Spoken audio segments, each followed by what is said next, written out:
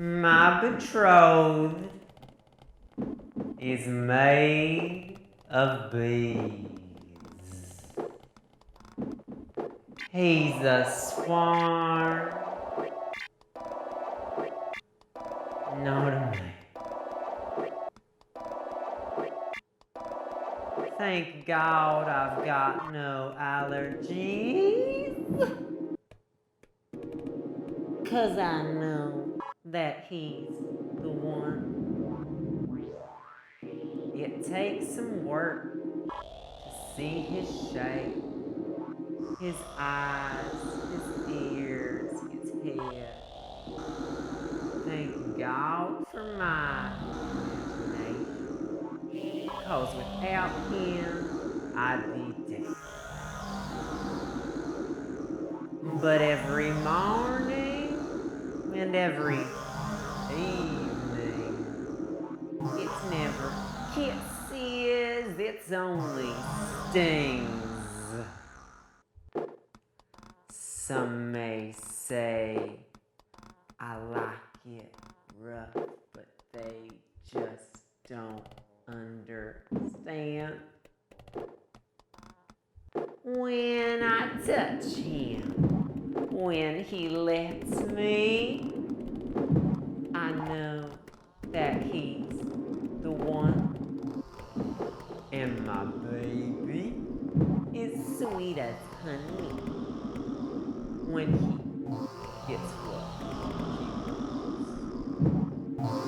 His silhouette's always changing. My baby contains multitudes. He's a winged wonder. All I wanted was to say, I do. So, you may have fucked the football team, but step back from my hive. I'm the jealous type. I'm vicious, yeah. I'll chase you day and night. There's nothing I can do to keep from crying when he goes back to his queen. But I cherish even his shadow when he turns to leave.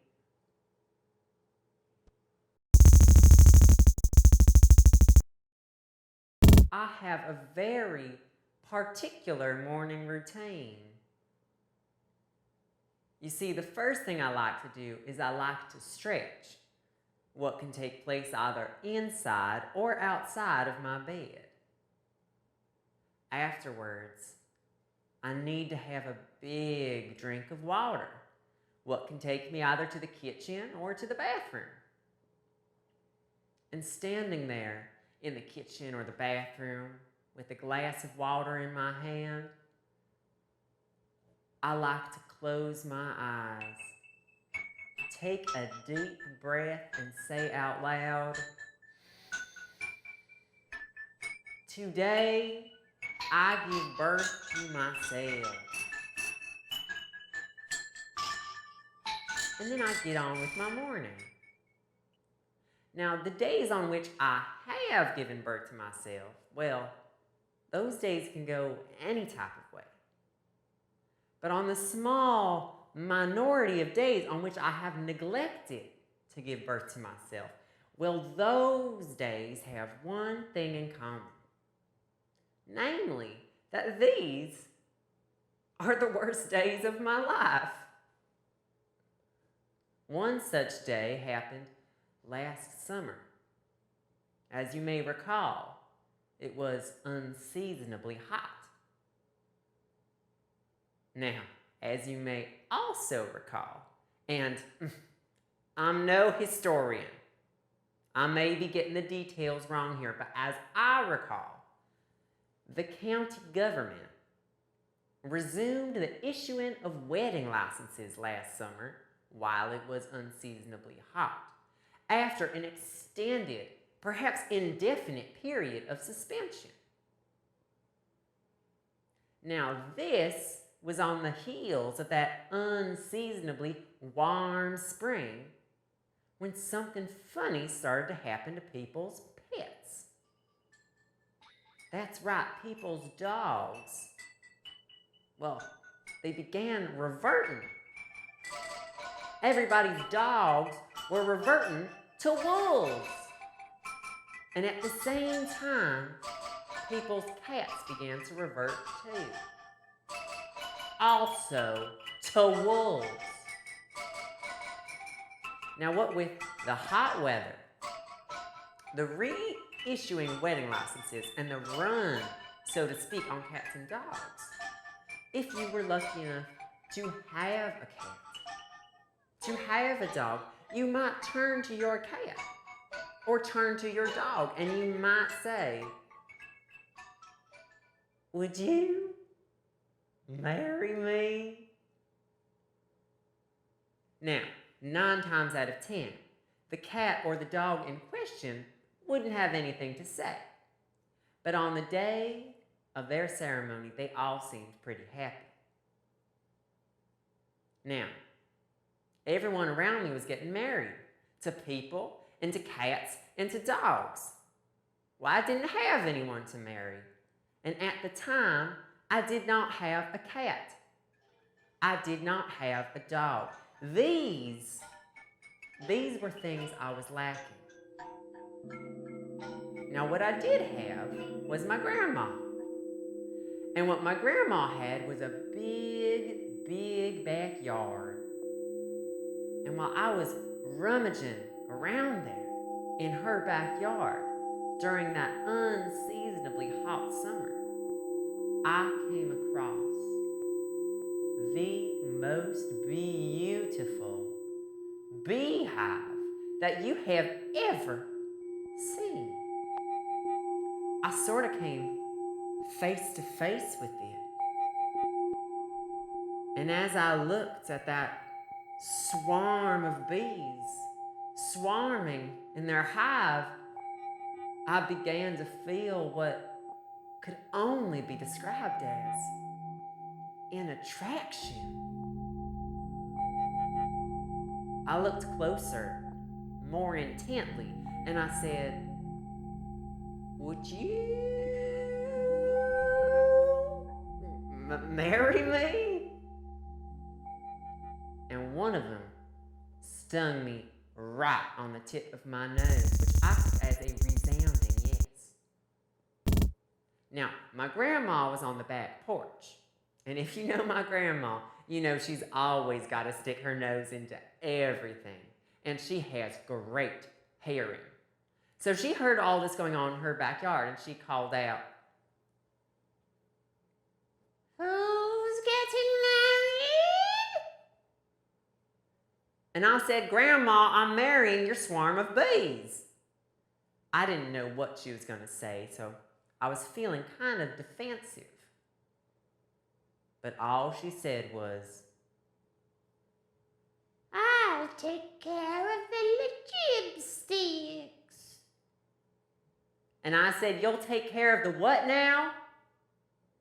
And she said, "The lipsticks." And she turned on her heel and went back into the house. Now, I couldn't think of anything to take care of apart from the lipsticks, so I just spent all summer hanging out with my beehive in my grandma's backyard.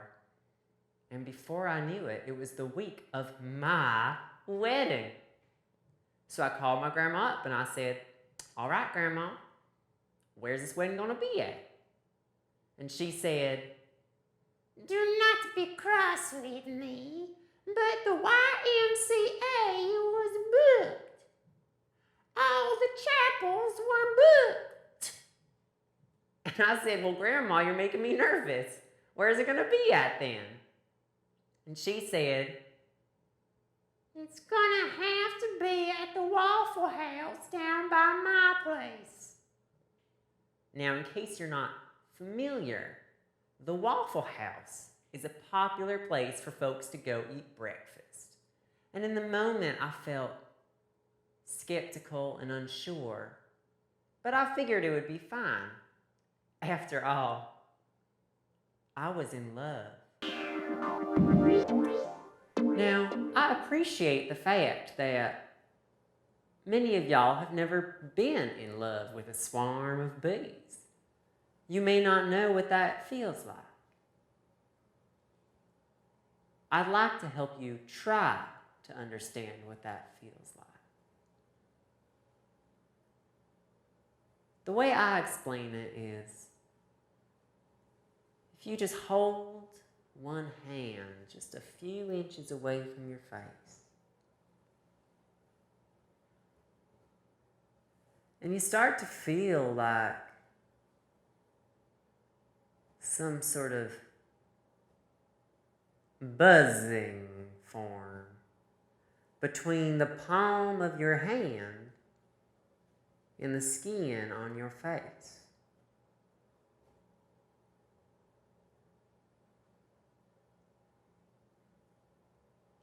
Like an electrical current. And it's just from all the anticipation that's building up from when you're waiting for that hand to reach out and touch you.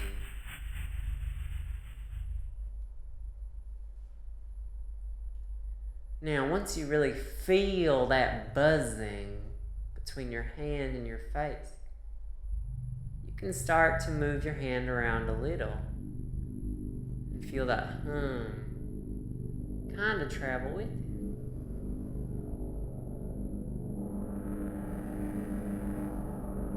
And then your hand just gets bigger and bigger, and the buzz is reaching farther and farther.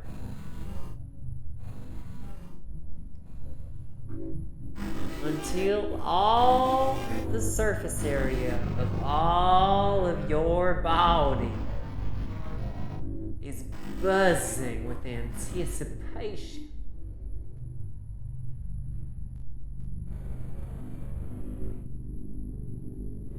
And right when you feel like you can't take it anymore, that's when you have got to ask your skin to shed all prophylactics. Any gloves or protective headgear, helmets, retainers, any saran wrap, any seat belts that your skin is wearing to protect itself against that buzzing. Take it off.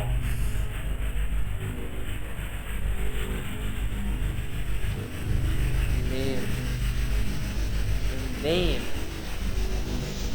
then just get ready for 1,000,000 fuzzy aeroplanes to land on 1,000,000 fuzzy landing pads, and that is your skin.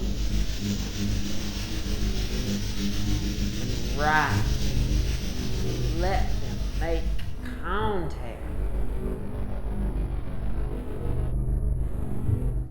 Yeah, being in love with my fiance, it was kind of like that. Anyways, on the day of my wedding, I woke up late, and as I have mentioned, I did not have time to stretch. I did not drink a glass of water, and I certainly did not give birth to myself. Instead, I did my makeup, I put on my wedding dress, and I got a ride from my father to the Waffle House. Now, as I have mentioned, I had certain skepticisms and suspicions about the Waffle House, but when I arrived, they had done it up real nice. And for that, I will always be grateful. There was, however, one logistical obstacle that we would not, in fact, overcome.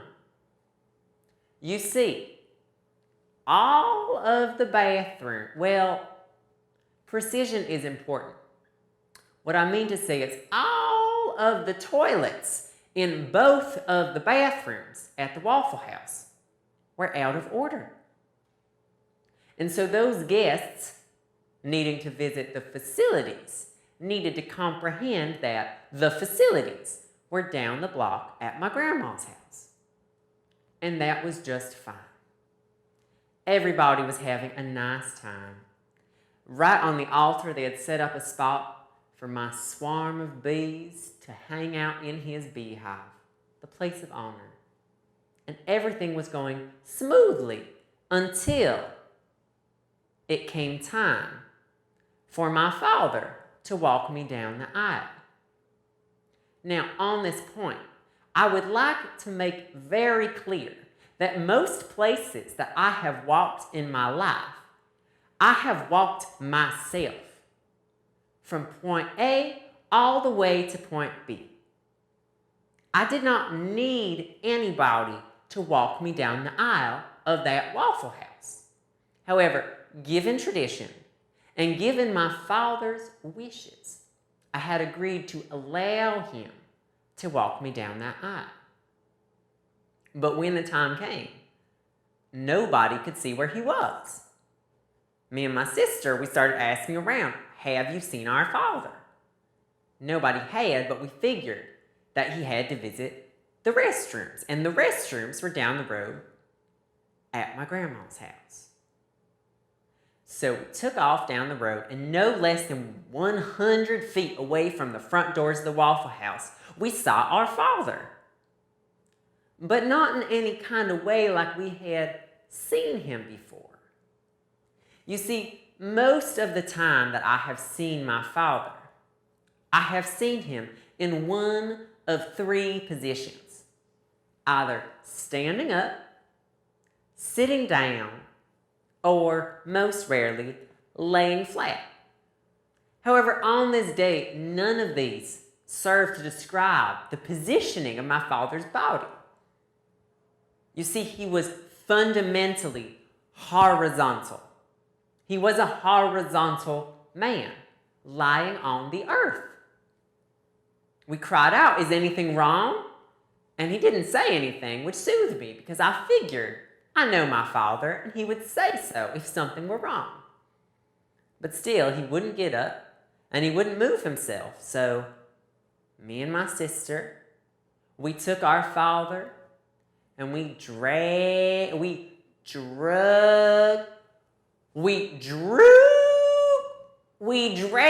our father down the road across the parking lot and back into the Waffle House. Now, my sister is a little bit more cool and collected in these situations than I am, and she said, "I've seen a defibrillator." And I said, "Okay, where?" And she said, "In the utility closet." So we dragged my father through the crowd and into the utility closet. Of course, a crowd formed very quickly because everybody wanted to see what had happened. My sister took that defibrillator off the wall, held it for one moment, and then she said, 1, 2, 3, go, and pressed it onto my father's chest. And then nothing happened. And then she held it and she said, 1, 2, 3, go. And then she pressed it onto my father's chest. And still, nothing happened. I started to feel sick. I didn't want to think about what might be happening. My sister, in the meanwhile, got frustrated and just mashed that defibrillator down onto my father's chest. And right when I had given up hope, a thin layer of steam began to rise from the defibrillator. It was like Dr. Frankenstein's laboratory. I thought, my father's going to spring back to life. Until the steam entered my nostrils. At which point I was forced to confront the fact that it was smoke.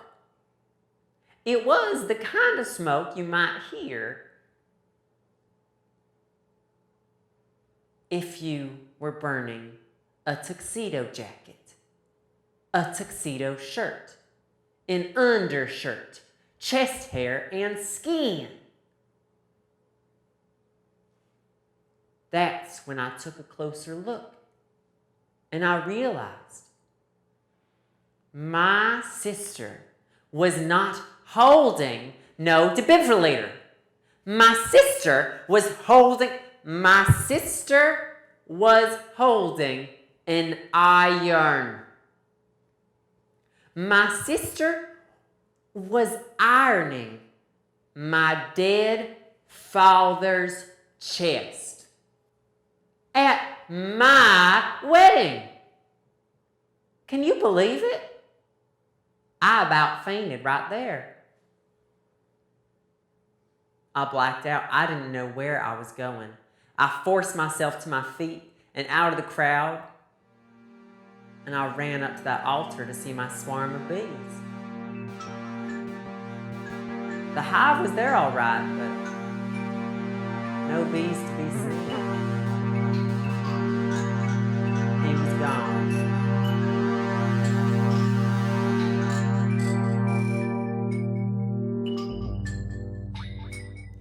My betrothed is made of bees. He's a swan, not a man. Thank God I've got no allergies, 'cause I know that he's the one. It takes some work to see his shape, his eyes, his ears, his head. Thank God for my imagination, 'cause without him, I'd be dead. But every morning and every evening, it's never kisses, it's only stings. Some may say I like it rough, but they just don't understand. When I touch him, when he lets me, I know that he's the one. And my baby is sweet as honey. When he gets what he wants, his silhouette's always changing. My baby contains multitudes